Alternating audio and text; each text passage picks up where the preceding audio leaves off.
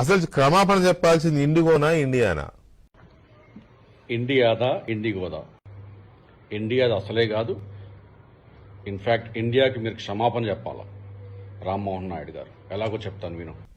ఇంత పెద్ద దేశంలో రెండే ఎయిర్లైన్స్ ఎందుకున్నాయి? నీకు గుర్తుందా వెంకటకృష్ణ గారు? సారీ వెంకటకృష్ణ, నీకు గుర్తుందా మన్మోహన్ సింగ్ ఉన్నప్పుడు Go Air, Vistara airlines, Jet Airways, SpiceJet, King ఫిషర్తో పాటు ఇండిగో, ఇలా ఎన్నో ఎయిర్లైన్స్ ఉండేవి, గుర్తుందా? ప్రభుత్వం ఉన్న ఎయిర్లైన్స్ ఎందుకు అమ్మేసుకుంది? ఇది కరెక్ట్గా అడిగావు. ఇదే క్వశ్చన్ మీ చంద్రబాబు నాయుడు గారిని కూడా అడుగు ఒకసారి. ఎందుకయ్యా మెడికల్ కాలేజీలు అమ్మేస్తున్నావు అని. రోజు 1200 విమాన సర్వీసులు రద్దయ్యాయి.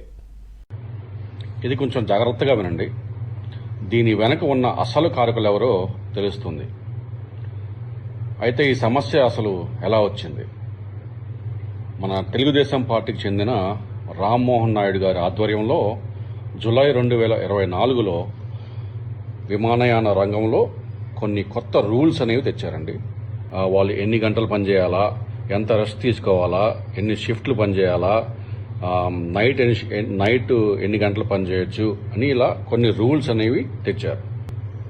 సో ఈ కొత్త రూల్స్ వల్ల కొంత పైలట్ కొరత అనేది ఏర్పడింది. సాంకేతిక లోపాలు ఇవన్నీ, వీటి వల్ల పైలట్ల కొరత ఇంకా ఎక్కువైపోయింది. సో అసలు విషయం ఏంటంటే, देश के मालिक गौतम अडानी बहुत जल्द एक एयरलाइंस के मालिक भी बन सकते हैं। दरअसल मालिक के लिए ही रास्ता साफ किया जा रहा है। అదానీ ఎయిర్లైన్స్ ఇండస్ట్రీలోకి రాబోతా ఉన్నారు. ఆయన ఒక కొత్త ఎయిర్లైన్స్ స్టార్ట్ చేయాలనుకుంటా ఉన్నారు. సో ఆయన కోసం లైన్ క్లియర్ చేస్తూ ఉన్నారు వీళ్ళంతా. మీరేమనుకుంటున్నారో కామెంట్ చేయండి.